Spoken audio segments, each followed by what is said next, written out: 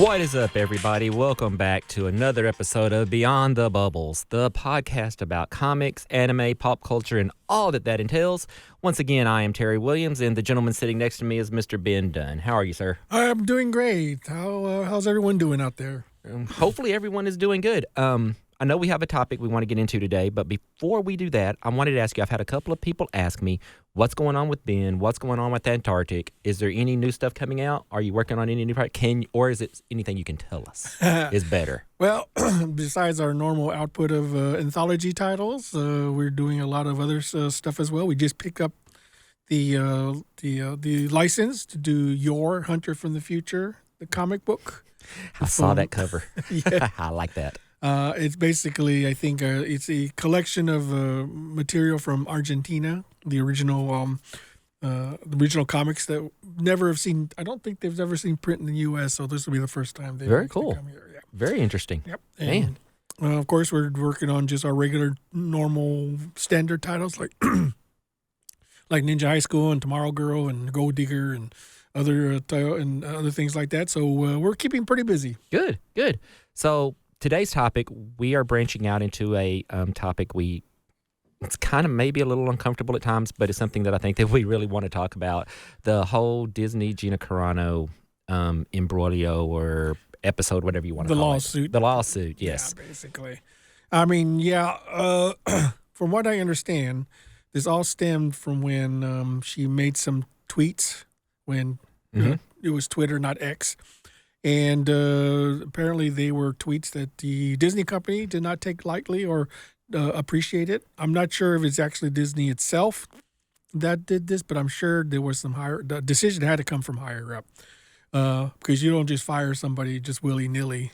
You know, usually the standard practice if somebody does something like that is to, talk to them, chastise them or tell them that don't do that anymore. But in this particular case, her tweets caused Disney to fire her from her role as Cara Dune from the Mandalorian TV series. Right, which I thought she was really good in. I actually have liked her stuff as far as an actress. Won't touch my opinions on her political views. However, it is her views. Her views are what she can have. To me, and this is just kind of my old school mentality of being raised and how I work with things. Whether you're far left, far right leaning, I don't think that really matters as far as you shouldn't be fired for the way that you think. As long as it's an opinion and it's not something that you're going around hate mongering or you're horrible to work with or something like that. Because the things she said, do I agree with them? No. But I don't think it's anything for her to be fired over, because I think when we start down that slope of kind of censoring, where does it stop? Well, the interesting part about it is that had they just simply fired her, I mean, any corporation, any company has the right to fire anybody they want to get rid of. Sometimes it can be unfair, and in a lot of cases it can be, in some cases it can be unjustified. In this particular case, from what I understand, she was not only fired, but they made it personal by telling everybody, what the reason for her firing was, thus making her very unemployable. Right, which is why I think she's going to win this lawsuit. Whether you agree with her or disagree with her views, the way that Disney came out and actually stated the reasons that they fired her actually gives her, I think, a leg to stand up on when it comes to the lawsuit, because it's also borderline defamation to me. What they said, because that could, she had already been talked about, because apparently her acting in her role in Mandalorian had nothing to do with her being fired. It wasn't her job performance. It's simply for what she said.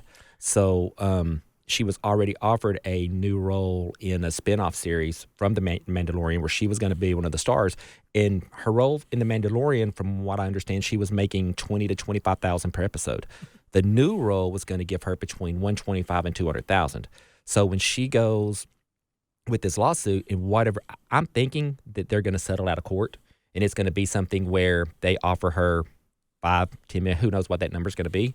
but it's going to be for lost compensation from Disney as well as any defamation, because she could say, hey, I lost other roles because of what you said.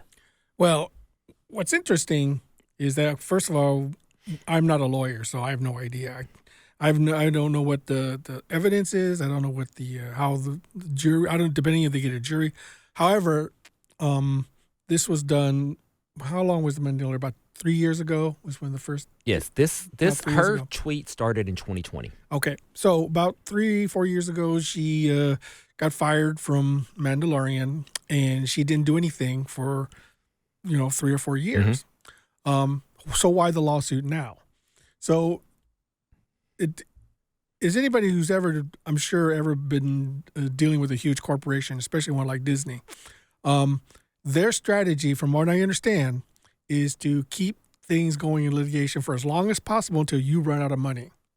Okay, and then you'll either drop the case, or you'll settle, or you'll just go away. Right.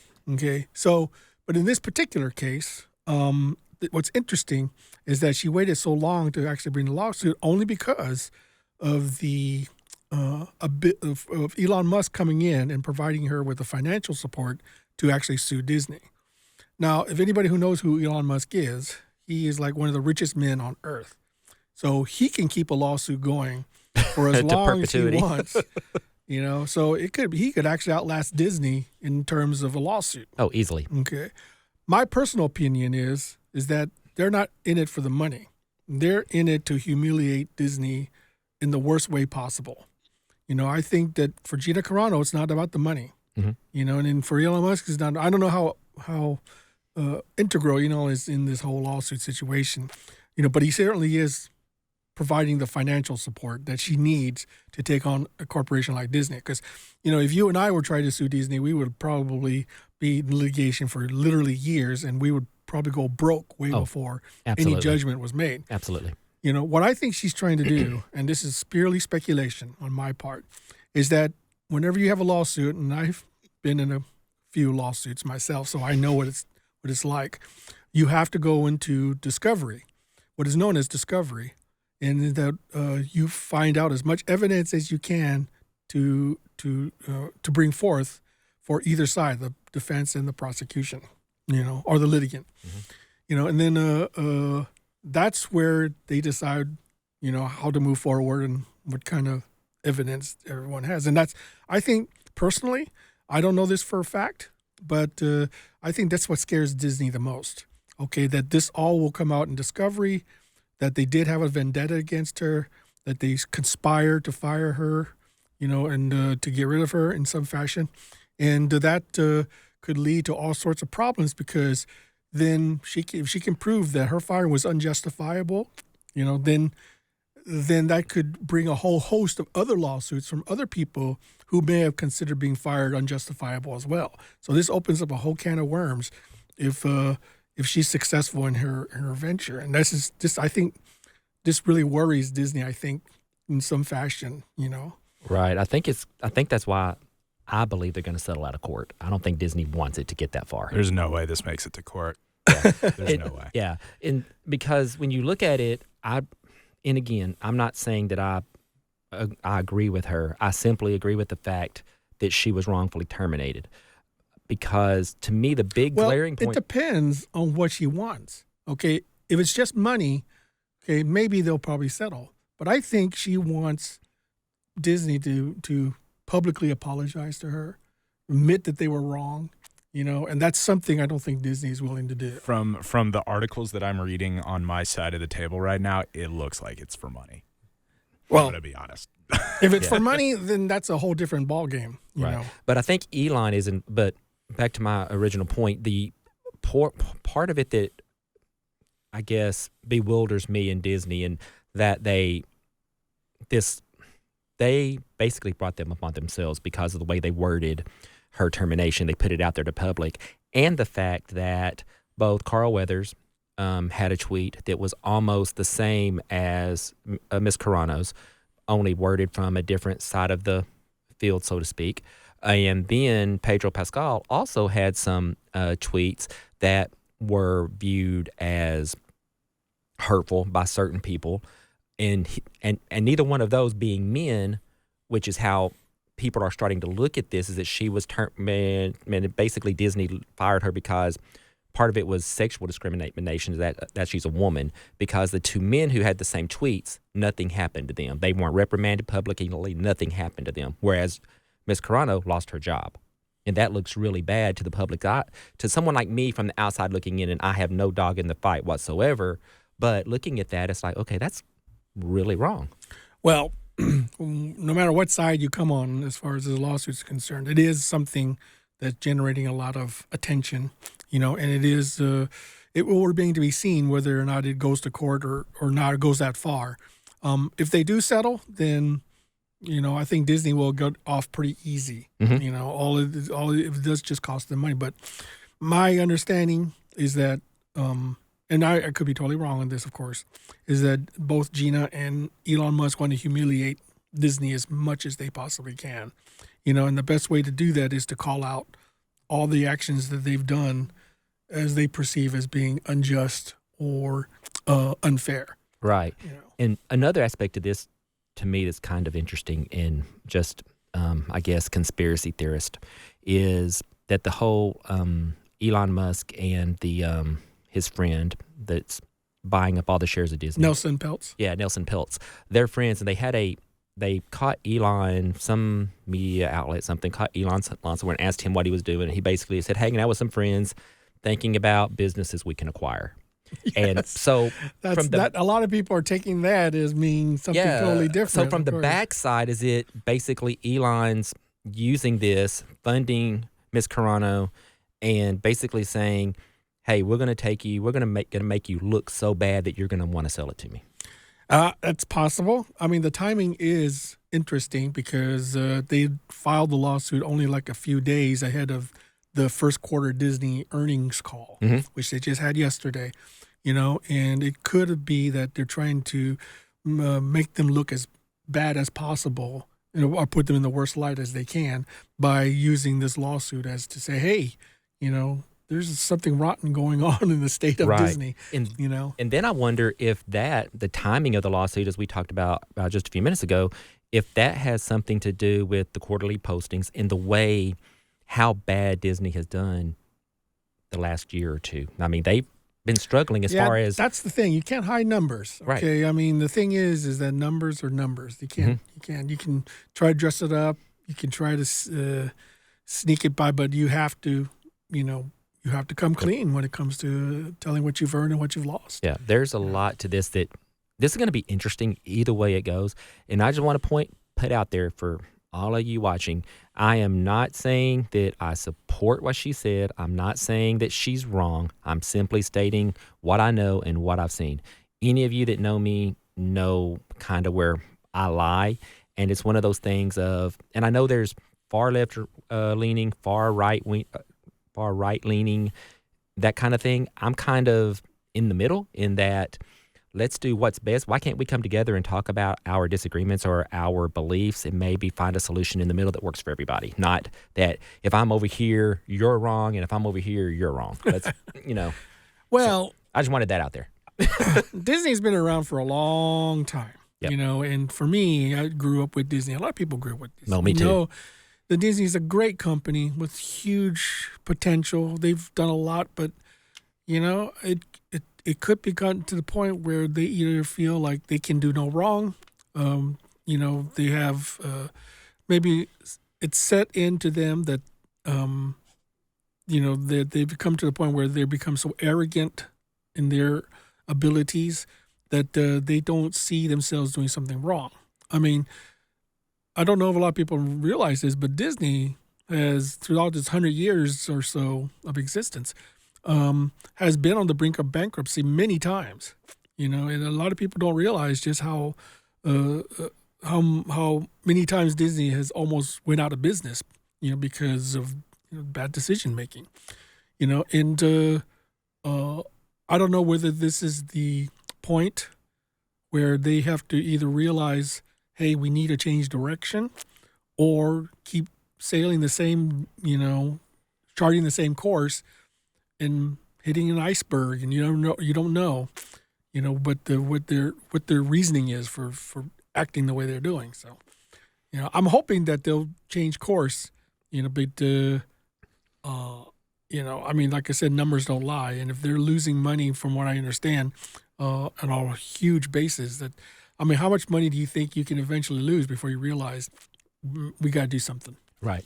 Yeah, I agree. And the whole Disney thing, I had no idea about the bankruptcy being closed several times. I had no idea about that, but it's definitely the Disney today is not the Disney that I grew up with.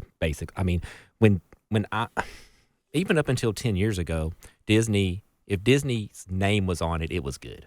90% of the time, it was something worthwhile. Yeah, now, they were killing it back in the day. And now the last few things that they've done have been, and again, it's just my personal opinion, I think that they've gone 100% corporate, and it's just all about the money, and it's basically because they bought Star Wars, they bought Marvel, and it's just that stuff that's like, let's get all this out there as fast as we can. Quality be damned. Yeah, agreed, totally. And you see it we talked about this on a separate podcast. You see it in their ideology changing on how to make a good movie, what's good for them. When they started Marvel, they were picking people that were not well-known actors within the movie sphere, in the entertainment industry, as being top of their game. They picked Robert Downey Jr., who hadn't done really anything except for a couple good indie films since he had gotten off of drugs and he had cleaned up his image. Chris Pratt was the overweight comedy, filler for Parks and Rec. Chris Evans was a side character for most of his life. All these characters were not leading men, and they built them up by backing them with strong directors and strong scripts to make good movies. Now it's the exact opposite, and it flipped after Endgame, where now they are just trying to get things out there, but they're trying to appease people by saying, hey, guys, look, it's who's the guy from One Direction? It's him as Star Fox at the end of Eternals. Get excited. Or it's it's Brie Larson and all these stars as the Marvels, and they're trying to make up for bad scripts and bad filmmaking with star power, and it doesn't work like that. Yeah, I think that, and I also think that they just think that, well, we acquired Marvel, we acquired Star Wars, so it's going to sell itself. It doesn't have to be good. It's Marvel. It's Star Wars. People are going to go watch it. Not true. Exactly. It's just incredibly not true. Yeah, and history has proven that. Absolutely. Both those companies, both those organizations or entities have this built-in following of people. However, this following of people are very critical to their success and their process. As far as me with the Marvel stuff, everybody knows Marvel is my jam. That's it for me. Yep. So when they start messing with it and half-assing it, I'm like, why? You have such a great library of stuff to draw upon. But it's the corporate thing. Yeah, exactly. It has nothing to do with, it has even nothing really to do with their profit margins. It has to do with just the corporate entity and where they want to go as a company and what they think is best and what they think is honestly efficient for them rather than creative. And I'm looking on my laptop right now, and I just wanted to break this to you guys. Disney just put a fairly large investment today, they announced it, into Fortnite and Riot Games. And let's talk, that is a massive part of the gaming world. To me, my first reaction, I don't love that. I don't love that at all. That game has been one of the more creative gaming spaces of the world where Riot is just welcome to do whatever they want. Or Epic, I'm sorry, not Riot. Epic Games has been able to do whatever they want with that game and add, they've added, the Alien from the Alien franchise. They've added Halo, from Halo franchise. They've added all these different characters into their game. I don't love this at all. I don't like Disney getting their hands on something that works already and seeing what they can do with it. I don't like that at all. Yep. It's interesting because, Disney was known for being an innovator, being creative, making their own IPs, taking things and building them from scratch. Now all they seem to be doing is just buying properties, and slapping their name on it and hoping that it'll sell. But unfortunately, whenever they buy something that doesn't was not there from the get-go. Yeah. They always tend to try to change it so that the whole point of buying it to begin with is totally misconstrued and mutated into something totally different. And it's rubbed off on their original IP too. I mean, we're talking about hollowed movies like Toy Story and Finding Nemo come out with just absolute cash grab, terrible sequels like Finding Dory and Toy Story 4. Yep. Those are not good movies. They're not good, and they're very much appealing to the masses. They're trying to create some sense of, oh, I want to see this for this little thing. For instance, Toy Story 4, what's his name? The motocross guy was voiced by Keanu Reeves. And everyone was like, oh, I can't wait to see Keanu Reeves in a toy. No. That was never the purpose of a Toy Story. You went to see Toy because it was Toy Story. Yeah. You never went because, you went to see Woody. You went to see. It just happened to be Tom Hanks. It just happened to be Tom Hanks. Right. But now they're like, oh, Keanu Reeves as a thing, that'll draw people into this movie. No, it doesn't make up for a bad movie. It doesn't. Which now the new rumor that I've heard a lot is that Kang is going to live on, but it's going to be like Denzel. And it's like, for all the Denzel people that love Denzel, oh, he's in Marvel now. And that's not the case. That's not the, don't get me wrong. I'd like to see what like someone like Denzel could do with it. Like I wanted to see what Josh Brolin could do with Thanos. Right. And I loved that. Yeah. But this, to me, feels like a Band-Aid on a stream of water that's moving too fast. Yeah, let's try to save it with throw Denzel into it. How can we save it? Let's get Denzel. And, let's spend an enormous, think about that, Patriots. Yeah. Let's spend an enormous, because Denzel $20 million has never, ever in his life wanted to work for a big corp like Disney. Yeah. And, that's just got to be an absurd amount of money they throw at him. Let's just try to patch this up and make look, ooh, Denzel, yeah, exactly. Yeah. And then forget about all that other bad stuff with Jonathan Majors. Yeah, they won't notice. It's disappointing. Yeah, well, what I know that getting back to the Gina thing, the lawsuit's been filed. We don't know, if there's going to be a court date. Like you said, they could settle, and nothing would not see a day in court. So we'll have to wait and see what happens on that. Front. So it's going to be definitely interesting. I think. Yeah, definitely I think interesting. so too. It's going to rely a lot on Gina to keep it public, in my opinion, because I think that Disney is going to do everything to make this a private affair, and in a private affair, Disney will win 10 out of 10 because they will throw litigators that litigate waves upon waves of paperwork and lawyers at you that you will never see the end of the light of the tunnel. If Gina can keep this public, it will keep it in her favor because people will want to know the day-to-day of what's going on with that. And I'm kind of like with Ben on that. I honestly think it's beyond Gina now. I think it's about Elon keeping it in the public. And if anyone will, he will. And there's, Elon, let's keep it also real. Elon's a businessman. Yeah. He's doing this for another reason as well. He's not just going out of his way for heart of hearts to... He's not funding this lawsuit for no reason. For no reason. He's got something in the back of his mind. Because he realizes Disney's pockets are deep. His are deeper, but it could still... I don't know that his is deeper. I think Disney's got that. Well, let me rephrase money. it. Yeah. He doesn't mind spending his money. He doesn't. So that's the thing, is that to prove a point, the whole buying of Twitter, he didn't want to buy Twitter. He just did it because he wanted his own platform. Yeah. And he wanted to talk freely on a platform that he had now. So when it comes to that, I think if that is his motivation,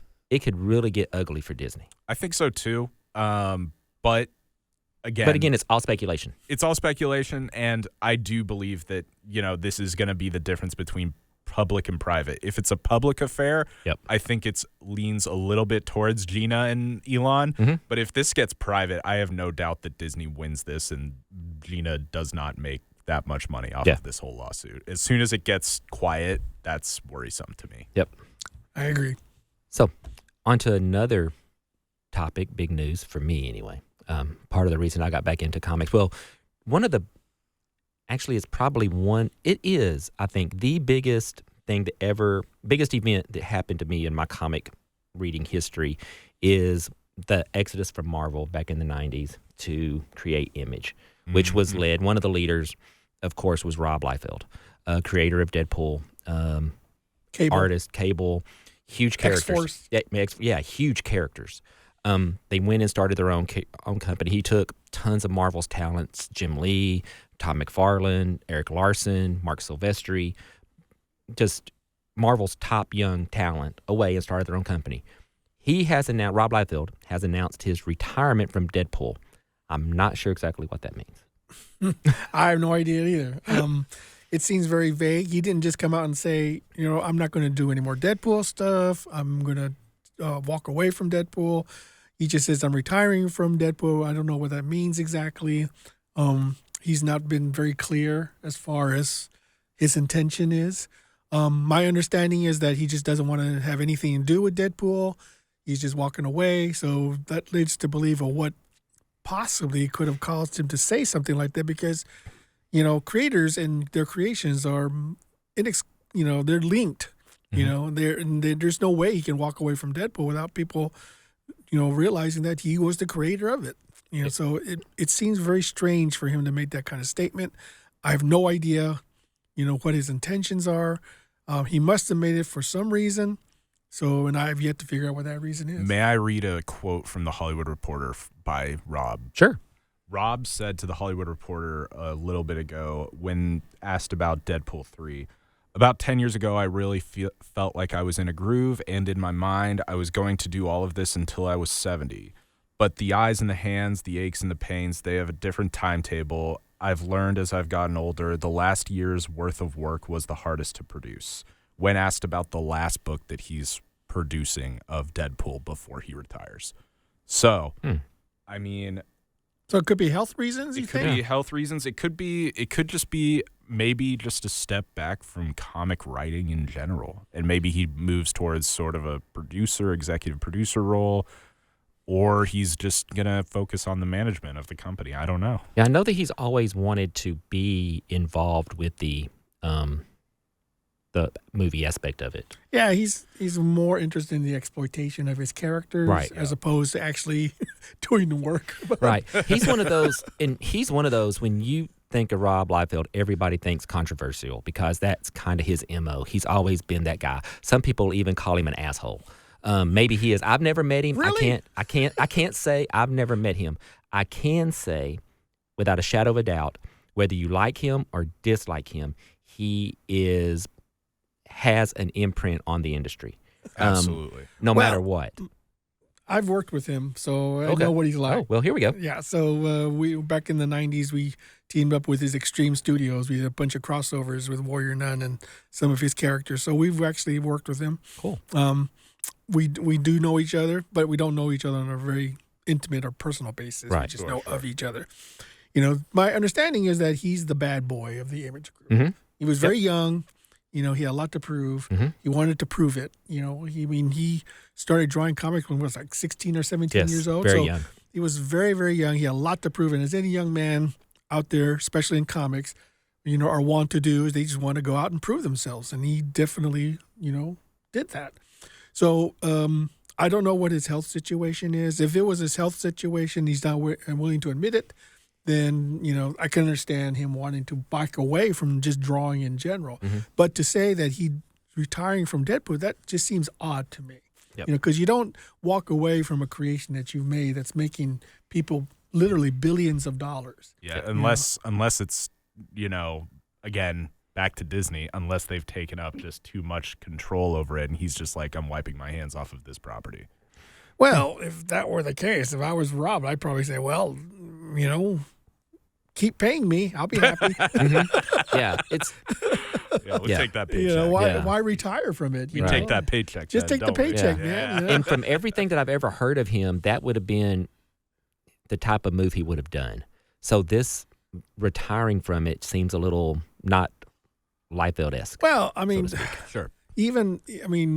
Most people who create something, especially as memorable as Deadpool is, Mm-hmm. Charles Schultz, even when his health was deteriorating, tremendously, he was still drawing Peanuts, mm-hmm. And he made it a point that he didn't want anybody else to draw Peanuts, even after he died, So, like I said, as a creator myself, I just find it very odd that you want to walk away from something that you've created. And I don't understand the reasoning for his statement. I mean, he could have just kept quiet and just said, I'm not, in his mind, I'm just not going to do any more Deadpool, And then again, he's one of those guys who's always kind of marched to the beat of his own drum. It's like, I'm going to do what I want to do because, and I do respect him from the point of, well, actually all those Marvel guys who left and formed Image Comics back in the 90s, their thought and their goal of wanting to have some control over their characters. Well, it could also be a publicity thing. Mm-hmm. If he's just announcing something, that could generate a lot of publicity for Deadpool himself.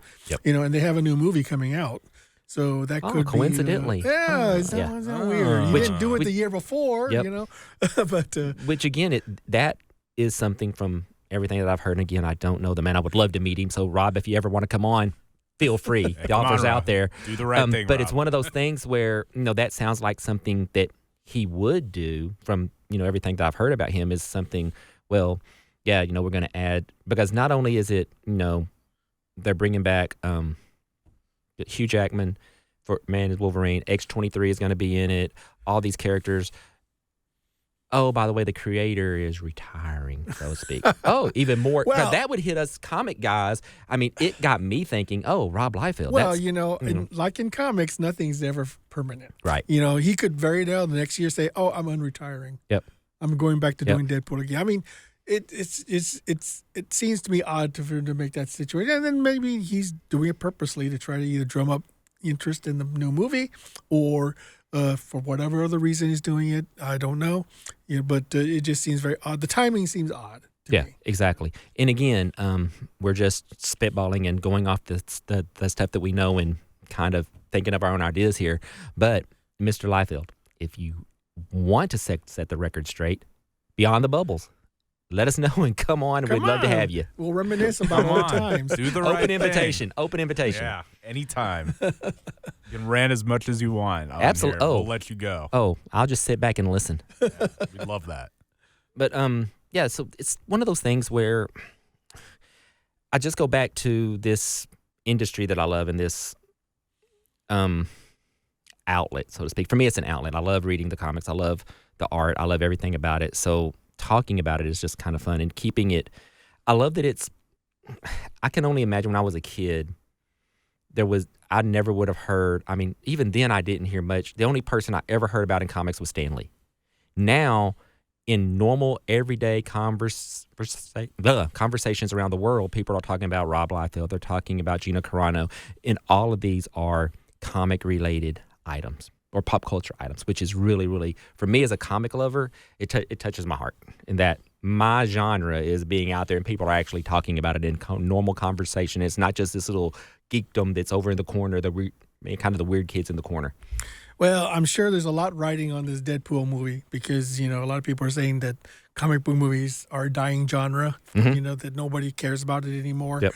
And there seems less and less return on investment considering how expensive these movies are to produce, But so we'll see how well people respond to the Deadpool movie when it comes out. Which is kind of, you brought that up and I just thought about, I know we talked about on our last episode, the movies that are coming out this summer, and it's coming out in July, and there's really no competition right now for it. I wonder if other movies that week are kind of, we don't want to go up against Ryan Reynolds and Hugh Jackman. And I don't necessarily think that's it. I think that there's still I think we are seeing the blockbuster lull from the strikes actually hit. Maybe. Because I think the blockbusters took a little bit longer to make, whereas Deadpool 3 infamously did get to film a little bit during the strikes. It was already working before the strike happened. Before the strike happens, and they did get to film a little bit during the strikes. Mm-hmm. So they did get to work on the film a little bit more than other blockbuster films did, because there were a couple other films slated to premiere this summer that I'm not seeing, but that could have played into the part. Before we end this podcast, I really want to get y'all's opinion, and I think this might be a little fun segment. We're going to do a before and after rating system here. Oh, no.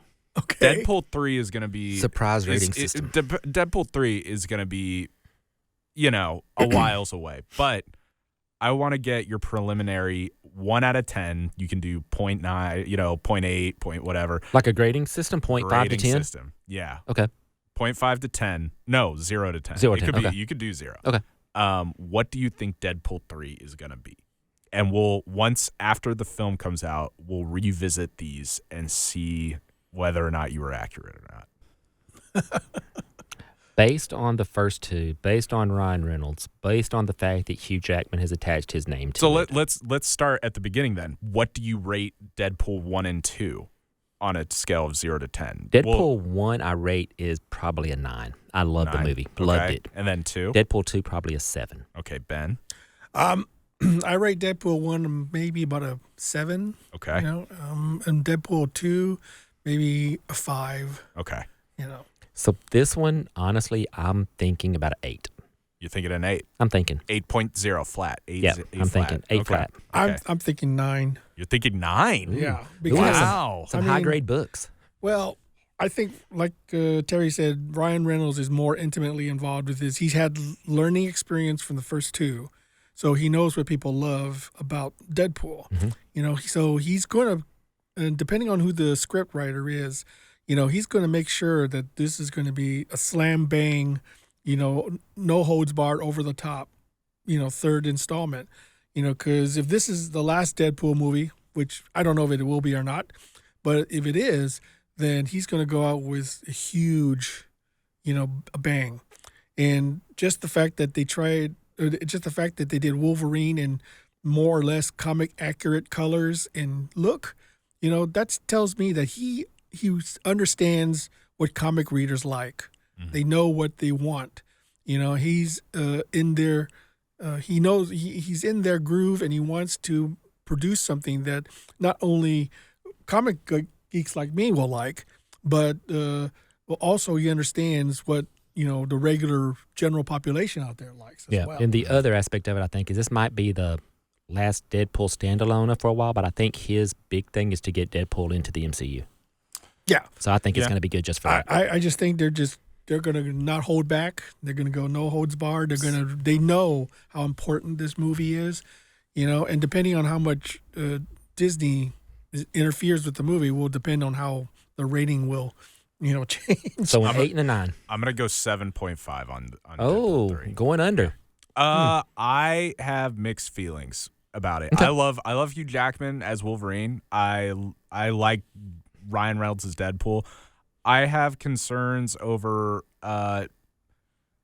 for instance, when they filmed during the strike, that meant explicitly they were not allowed to use any writing or anything that was not on the script. So they had to film. So that means all those ad libs that we come to love Ryan Reynolds, those were not recorded during the strike filming days. So, and that's a lot of what makes Ryan Reynolds great. They were not allowed to say anything that was not on the script. But I wonder how much of that was actually filmed, how much filming they got done that's going to be in the actual movie. Exactly. And that's where I don't know where it happens. Do I think the film has a high ceiling? I do. But I also think that when you aim for bigger and better, I think it can also get messier. Yeah. For me, my comparison to this would be Kick-Ass. I think that Kick-Ass 1, the movie theater experience, blew my freaking mind. I never expected that comic to transfer over to the movie that well. Mm-hmm. That's like an actual 9.5 out of 10 for me in terms of movie-going experience. Kick-Ass 2, they had all the money in the world. They brought in Jim Carrey. They had I think they literally had quadruple the budget of the first one. I think it went from a $20 million film to almost a $100 million film, and it is nowhere near as good as the first one. So I just worry that if you aim a little bit too high, you kind of take your eye off the ball. And, I'm waiting to see it. I do think it'll be good. I just don't know how good. Right. Yeah. Okay. It depends on the trailer. When I heard that they're going to do one on the Super Bowl. So. Do they? Are they really? Well, I heard they're doing a teaser. I've heard that, yeah. Yeah, Okay. and then you're supposed to check out the full teaser. trailer Yep. online. I mean, they got a tease. Which is next? Got another one for us? Yeah, I do. I'm super fascinated. Ever since you revealed this Lord of the Rings animated film to me, Last of the Rohirrim, I have tried to find as much as I can about it. I can't find anything. Okay. I don't know what this is. So I just want to do a blind with all of us not knowing a single thing about what this is. I want to know what y'all's rankings are on this. And then I have one more after that. To be safe, I want to say 5 just because it's in the middle. But being that Lord of the Rings is my franchise, I'm going to say 6.5. I'm going to say about 8. Only because I like that. Because, first it's made by the same people, or at least a lot of the same people who worked on the original first trilogy film. And I think that is it a Weta Digital? Is it Weta Digital working I on the have no idea. So, if it's but I'm Weta not sure Digital, on that. I think so, Josh, but I'm not 100%. If this is a Weta production, then that changes my score drastically. Yeah. I also think they have a lot to prove by showing up the Amazon Rings of Power series. So they want to show that they can do a better job than they can. So they're going to try to do be as faithful to Tolkien as they possibly can. Okay. If this is not a Weta Digital production, I'm going to go 6.5 as well. If this is Weta, I'm going to go 8 flat. Okay. I'm going to go 8 flat. I'm going to stick with 8. I'm hoping it's going to be a 9 because I love Lord of the Rings. Oh, man. I mean, I'm when hoping Lord of it'll the be a Rings 9 is too. good, Lord of the Rings is good. Yeah. I'm going to be able to be a 10 because Yeah. I would love to. Yeah. If it's a 10, Yeah. I'm giving And they have cautious. some liberties because it's animated. So Yeah. that allows for, that It- opens the realm up a Absolutely. little more. Yeah, well, the animation will have to be really spot on. Yes. because people Yeah. are going It to needs to tear it be- apart if it's. It needs to be Blue-Eyed Samurai type anime it's for got- animated You know what? stuff. I wouldn't mind if it was like Jenny Tarkovsky, like Samurai Jack Yeah. styled animation. That would be cool. That as would be hell, cool, too. yeah. Okay, and then the other one that I wanted to bring, I have a couple more actually. There's another one, and this trailer just released recently. The remake for Roadhouse with none other than Conor McGregor playing the bad guy against Jake Gyllenhaal as the 0.5. Patrick Okay, wait. Have you seen the trailer? Yes. You have. 0.5. 0.5. Wow. Because Conor McGregor is simply Conor McGregor. Yeah, he is. He's a great just playing UFC fighter, himself. but he's just playing himself. He's playing himself. He looks huge. He looks like he gained like 40 Yeah, he got pounds. jacked. Yeah, he definitely got bigger. Well, I'm going to be a little bit more generous. I'm going to give it about maybe a 3. Okay. Yeah. Okay. And the other reason I'm counting off is because Roadhouse, the original, is one of my guilty pleasures. Yeah, no, it is a Yeah. guilty. I That's a definitely great guilty still- pleasure movie. And the other one that I was going to bring up, or I have 2 now, but Okay. the other one I was going to bring up is, oh my God, I just lost it. Wait a minute. Producing on the fly. Yeah, producing on the fly. This is where the magic happens, folks. Wait, where'd it go? Oh, yeah. Ghostbusters 2. Oh, yikes. That's a tough one. The new Ghostbusters series. Now, this being said, you never saw Afterlife, right? No. No, I Okay. saw Afterlife. I liked Afterlife. Solid movie, 7 out of 10. Passed my bar for good entertainment. Okay. Gave a good callback to the original series. I liked it. Simply because I've not seen the last one. The last one I saw was the Leslie Jones monstrosity. Yeah, that was not good. I'm not discounting her. That's the only reason I remember the movie. Sure. I would just say 5 down the middle of the road just to see. Okay. I'm going to say about 6. Yeah, I'm a gonna little go. more optimistic. I'm gonna go 6. 6 is, I think, fair. I think the first one was like a 6.5. I think maybe a little bit worse than that, but not by much. About the same. Okay. And the last one is a film that I have currently been freaking obsessed with Oh, researching Lord. for the Here we past go. week. Have y'all heard? Is it a new about Die the Hard? No. No, Bruce Willis can't make movies anymore, sadly. Oh, I wish. Die Hard 4, sleeper underrated film of Yeah, all time. I That is agree. a great movie. Yeah. Okay, no. So there is a movie called Long Legs. Have you guys heard of this film? I've heard of it. Yeah, I've Long heard of it Legs. too. Long Legs is a movie made by Osgood Perkins, who is a very interesting person, but he has made this film incredibly hard, not only for people to find out about, but just to look up. For instance, if you look up Longlegs, you will not be able to find the trailer on YouTube. To find the trailer on YouTube, you have to type in the phrase, I see the teeth of the Hydra in you on YouTube, and that will pull up the trailer. Wow. And this trailer it's about detective looking for serial killer, classic thriller, crime thriller. Micah Monroe plays the detective. Nick Cage plays the serial killer. If I can, I would like for y'all to watch the trailer. It's about 1.5 minutes long. I would like for y'all to watch the trailer right now and then give what your ratings would be. Now, before we get to the trailer, really quick. What is that name again? I'm going to send you the trailer to your phone really quick. Now, do you like, my biggest question for you two is, do you both like or dislike horror films? Oh, it depends. Yeah, it depends on, like, I'm not a big slasher type horror film, but I'm more of a horror film of the mind type. This is more of a horror film of the mind, in my opinion. Okay. Just got it. I mean, there are good horror films. There are bad horror films. Yeah. I mean, I like the genre in of itself. For me, is I mean, I'm interested in. So you see the name. You see the name of that trailer. It says, "You've got the teeth of the Hydra upon you."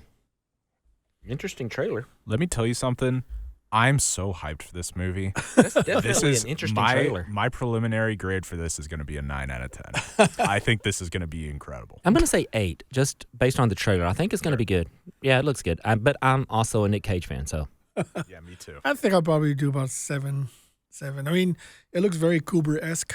You know, it's got a lot of moody, shots and stuff like that. Yeah, but it kind of has. The story isn't. There's no.